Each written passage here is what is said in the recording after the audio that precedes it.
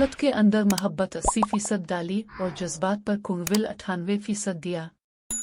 यानी वो मर्दाल से ज्यादा मोहब्बत करती है लेकिन इजहार नहीं करती क्योंकि कुदरत ने ज़ब्त भी कमाल का दिया है।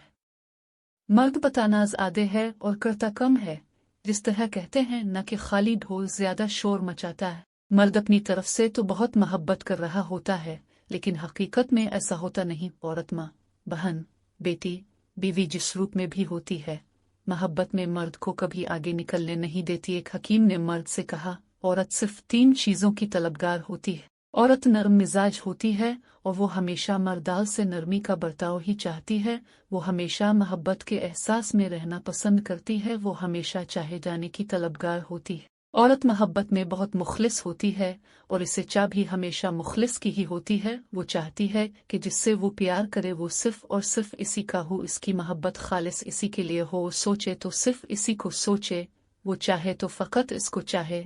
वो जिससे प्यार करती है वो इससे लड़ती है, झगड़ती है, रूठती है, नखरे दिखाती है और ये औरत पे बचता है क्योंकि वो चाहती है कि जब वो रूठे पालले तो मर्द इसे प्यार दे। वो सिर्फ प्यार पाने की जिद करती है और जब वो ये सब करना बंद कर दे तो समझो इसे आपके एहसास और प्यार की जरूरत है।